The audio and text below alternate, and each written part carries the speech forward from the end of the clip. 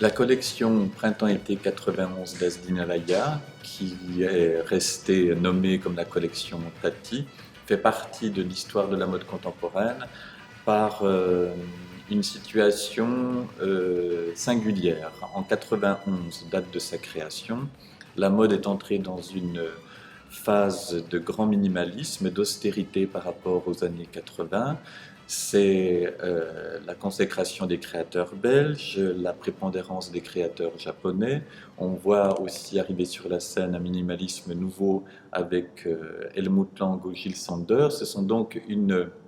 C'est une cartographie très monochrome de la mode, alors qu'Asdine Alaya, depuis quelques années, continue de poursuivre ses obsessions du corps, ses courbes, et introduit plus qu'auparavant, un motif qui est très symbolique. Ce motif, c'est celui du Vichy, emprunté à la toile de bâche de Tati. Tati, c'est une grande enseigne alors à Paris. Il faut aussi se rappeler qu'à cette époque, il n'y a pas de grande enseigne de diffusion de vêtements qui soit à la mode comme le seront après H&M ou Zara.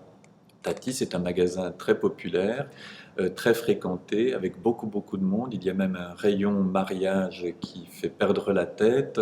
C'est quelque chose de très particulier. Dans les textes et dans les interviews qu'on a pu retrouver, Asdine Alaya répète combien, à Tunis, lorsqu'il était plus jeune, il voyait arriver de France des gens modestes avec ces grands cabas, avec cette toile Vichy venue de Tati, et que c'était une sorte de carte postale française. Il a aussi, cette exposition et cette collection réunit une sorte de trilogie amicale entre Julian Schnabel, Asdine Alaya et la griffe Tati. Très peu de temps auparavant, Schnabel a décidé de faire des tableaux qui sont ici présentés également, en se servant du support de Tati, cette toile très ordinaire qui servait de store et de bâche pour les magasins Tati. On sait que Schnabel et Alaya sont très proches depuis plusieurs années. Ils ont, comme le raconte parfois Christophe Van Wey, organisé un système de troc. L'un donne des peintures, l'autre donne des robes. L'épouse de Schnabel, à une époque, a ouvert une boutique Alaya à New York. Ensuite, le mobilier de la boutique est arrivé ici, rue de Moussy. C'est donc une relation qui est très stable, unique et très amicale. Et là, dans cette année 91, il y a une forme un petit peu résolue de collaboration entre Schnabel, Tati et Asdine Alaya. Asdine qui n'a pas toujours utilisé les imprimés. Je pense qu'il avait aussi une connaissance par le passé qu'un imprimé enferme plus un vêtement dans une décade qu'un monochrome. Mais ici, c'est presque une position conceptuelle, ce grand Vichy qui peut aller du Vichy dans sa couleur d'origine rouge, mais ou dans les bleus ou dans les noirs, est une forme très conceptuelle. Il est allé jusqu'au bout en inventant même des lunettes, des casquettes, des chaussures, des gants qui sont dans ce Vichy.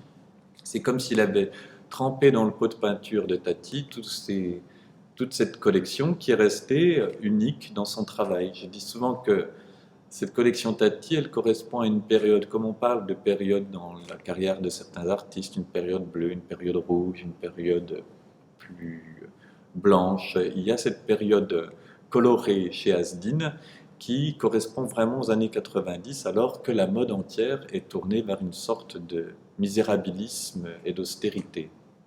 Après, il y a cette période va durer toutes les années 90 jusqu'en 2003, où pense que Asdin, par une collection de haute couture, va revenir avec tout son talent et sa connaissance, mais aussi une quête invisible de la couture qui fera les succès de ces 20 prochaines années.